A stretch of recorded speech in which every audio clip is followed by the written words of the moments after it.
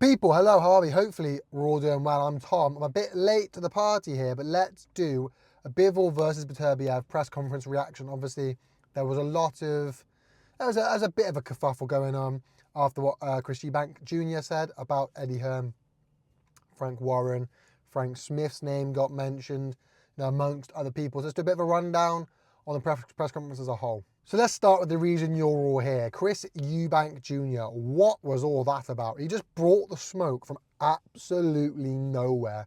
No rhyme, no reason, just absolutely bringing the smoke. And look, I don't actually like Chris Eubank Jr. I think he's all bark, no bite. But it's got to be said, he did liven up the press conference a bit, didn't he? It was getting quite boring. It was a bit dry. Lengthy process. Bivol and Beterbiev don't really talk, so that was never going to be fiery, and it was all very respectful. And then Chris Eubank Jr. comes out of nowhere, and absolutely just rips into all of the promoters, called them scumbags, and it's pretty crazy to me. Yeah, I don't particularly like the guy. He's not my favourite of people. I'm not his biggest fan by any stretch of the imagination, but like I say, he definitely livened up the press conference. I wanted to mention Frank Warren. He got really angry. Like, I get why, someone sat there calling you scumbags, but he got more angry than the rest of them. I was a bit surprised at that because, look, you got to take it with a pinch of salt. When Chris Eubank Jr. says something, you got to take it with a pinch of salt, especially when he's calling you scumbags. Because from Chris Eubank Jr., he's talking bollocks, isn't he? He's talking out his ass, but one thing I will say, the message he sent, what he said, that was loud and clear. No matter what statement he puts out, retracting it, saying he's sorry, whatever he did, that statement's loud and clear. But I also think the message was pretty bang on. I think what he was saying, the message of it, was pretty bang on. Look in the past. We used to see huge name fighters getting completely fucked over all the time. And that's not an old thing. That's not like dead, old past boxing. That still goes on today. It's awful to see. It's horrible to see. You still see, especially small fighters on unknown promotions, they get fucked over all the time.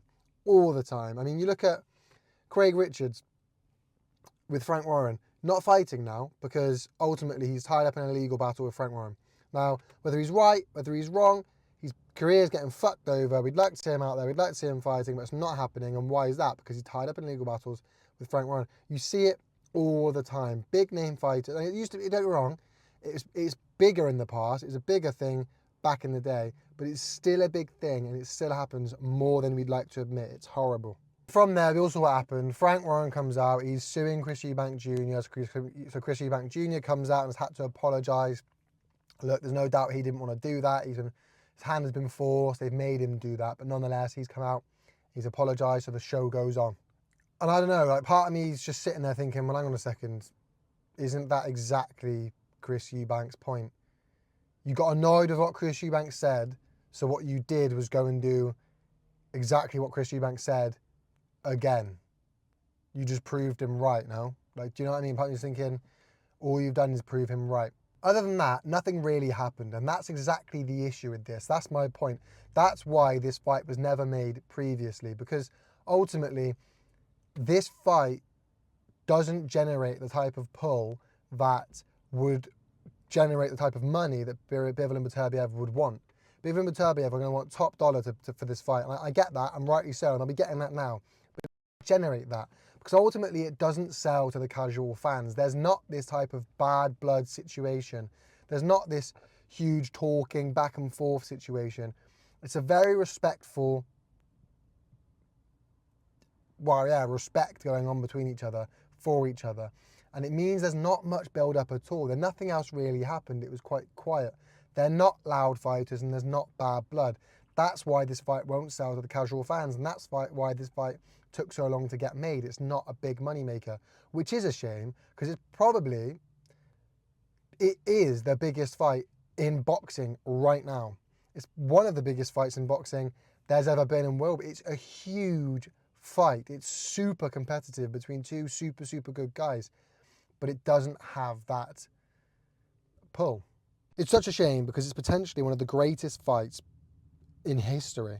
Look at Fury and Usyk. It was massive because of what it was. It was another undisputed fight, the first one in years. Look at Fury, AJ, the Battle of Britain, two of the top guys in their division, carried huge size. But now you look at this and it's not huge, but in terms of fighters, it really should be. This is the two. This is the two fighters, head and shoulders, above everyone else in their division.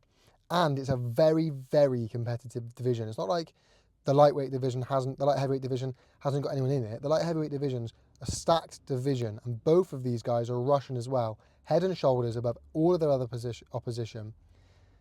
That said, Bivol is a lot smaller than Beterbiev, and Beterbiev has the power, and it shows. But like I say, just to round off, this is such a huge fight. Two fighters so dominant in such a stacked division.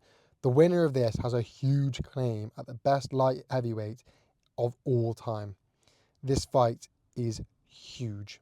And this card is massive too. People, thank you so much for watching. Make sure you leave a like, comment, subscribe. Let me know your thoughts in the comment section down below, people. You know how YouTube works. Peace.